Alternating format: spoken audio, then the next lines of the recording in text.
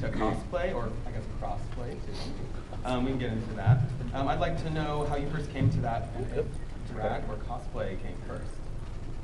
Why don't we start with Fifi? It's been a long day. You guys have fun. Eyes are red. You look amazing. Let's see. So I did cosplay before even Drag Race happened in drag, and I just like creating characters and stuff. I said a little bit in my last panel that was funny, right? That was hysterical. I was kidding.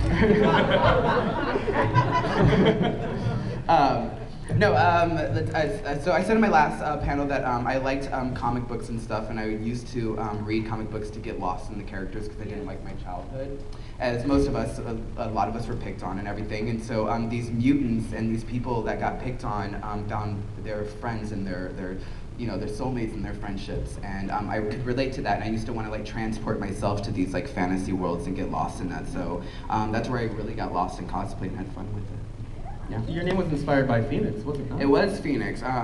If you were in the first panel, I'm sorry if I'm repeating, but it was Phoenix. I picked Phoenix as my drag name because Phoenix has two sides to her, and I think most of us do, and she's also one of the most powerful, if not the most powerful X-Men that's out there, and if she just harnesses her power that she has within her, she can be unstoppable, and I think a lot of us can relate to that because I think we are all have a superpower in us, and if we just harness what our capabilities, we can be the best us that we could be. So I related a lot to that and wanted to be her. In my panel this morning, I said I liked Jean Grey, and they almost crucified me.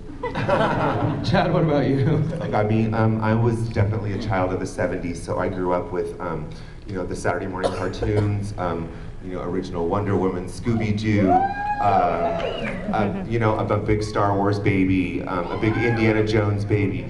My first cosplay was E.T. the Extraterrestrial, and I not in drag, actually, that was a little too early to come out, like 6 or 7, and did, chicken wire and paper mache, and so that was my first one. I've always been attracted to strong female role models, so, Linda Carter as Wonder Woman was big, Carrie Fisher as Princess Leia was my go-to as a child,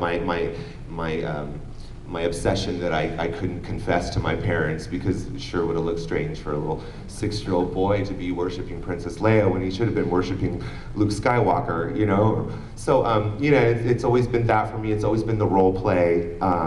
It's always been, I like to do cosplay to, mix it in with my regular repertoire to give people something else to grab onto, those strong images, Poison Ivy, Harlequin, Kill Bill, Tomb Raider, I love the whole action and sci-fi aspect of cosplay. So I'm just like this big mishmash, and a lot of you may not know that I do a lot, but it's like when I'm at home on my home turf, like that's what I'm doing. Cher's kind of in the closet, and I bring Cher on the road because that's kind of what I'm most known for, but she's taken a little more of a backseat these days, and I'm trying to show you more of what I'm made of. So.